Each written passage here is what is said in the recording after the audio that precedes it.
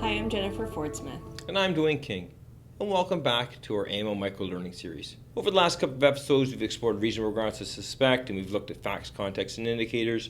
And today, I think we want to explore speed, cost, and security, and add another tool to the investigator's toolbox.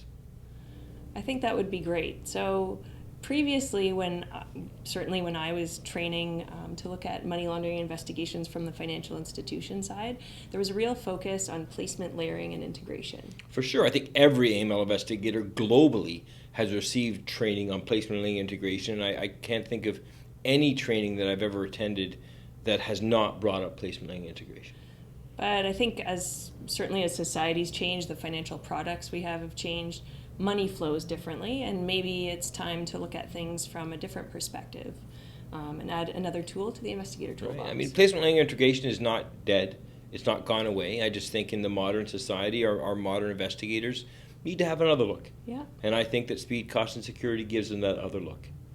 So when I try and send funds, I'd like to do things quickly.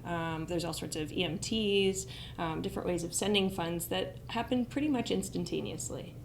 Mm-hmm. And that's where speed comes in, right? And you're no different. I'm no different.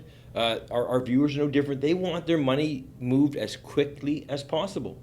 And when someone doesn't want their money moved quickly as possible, you have to ask yourself that question, why? Yeah, and I would think criminals would want to send it pretty quick. For sure. Criminals have the same wants over money that we do, but they have other factors that get in the way of those wants or take priority over those wants. They probably don't want to get caught. They probably would like to keep earning their living and not be caught up. They need anonymity. Mm-hmm. And sometimes you have to sacrifice speed to maintain your anonymity. And that's where I think then that's where cost comes in, right? So if I'm sending money, I would like to do it for free. So if I look at the different banks right now, most accounts I can send EMTs with very limited cost. Mm-hmm. And it wasn't that long ago that EMTs cost you money per transaction. And every month I look at my bank account statements to see where I've spent banking fees. I think, banking fees are like car insurance. Everyone hates to pay them. And I think our banks are trying very hard to cut our fees. And we see tons of commercials with no ATM fees, no unlimited email money transfers, unlimited account activity, all these things that are rolled up into there to save us fees. So our banks are working really hard to save us fees.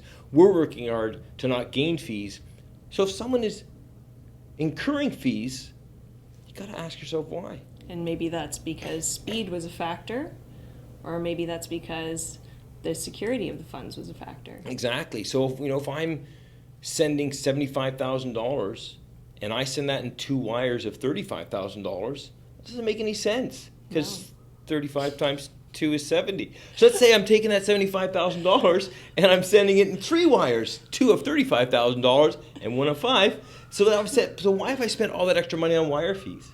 Because maybe you don't want to send the 75 all at once, because maybe now we're talking 750, or if I can't add 75, not 750. So maybe we're talking bigger amounts of money, and you're trying to maintain a little bit of anonymity. So you're incurring those extra fees, and you don't care because you have to in order to maintain your anonymity and fly under the radar.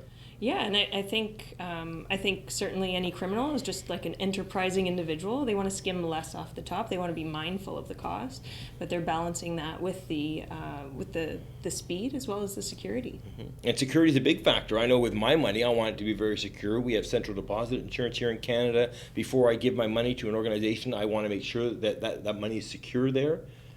I mean, certainly I give $5 to my son, and he puts it in a wallet, he tucks it away in a room somewhere, he tells nobody to go near it. He wants to maintain that value, and that's his. Mm-hmm. He cares about the security of his money at 5. Yeah. I cared about my security of my money when I was 30. I did a pay duty for a movie set downtown Toronto, and at that time in the 90s we got paid cash, or the police got paid cash for their pay duties. And at the end of my pay duty, I went back to the station, and I took off my uniform, and I packed everything up, and I was halfway home, and I realized I'd left my money in my locker at the police station. And so, I mean, think about it. It's in a locked locker in the bottom of a police station. Should be pretty safe. I went back to get it. I'm not going to lie to you. I turned around back to get it because it wasn't secure enough, because it's cash. And that cash is the most precious because it is the most vulnerable. You lose it, you can't get it replaced. So I went back, and then I put it in the ATM. And it was in the ATM.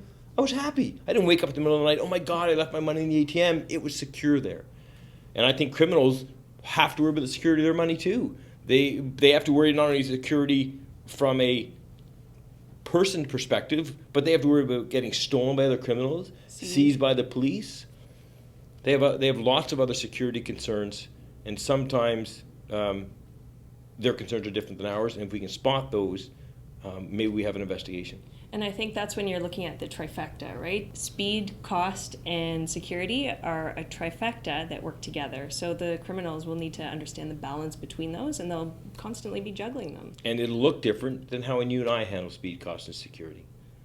So I think over the last few episodes, we've talked about the investigations, reasonable grounds to suspect, facts, context, and indicators, speed, cost, and security. We've given a lot of tools to the investigator toolbox. I think now it's maybe time to give some tools to the compliance team.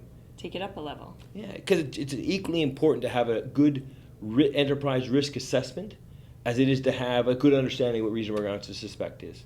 I think that sounds like a great idea. Stay tuned for our next episode on risk assessments. Thanks so much for watching today. If you'd like to reach out to us for AML advisory services or the training we offer, please reach out to us directly or in the comments below. If you've missed any of our previous episodes, feel free to look us up on YouTube under the AML Micro Learning Series. I'm Jennifer Ford-Smith. And I'm Dwayne King. Thanks so much for watching.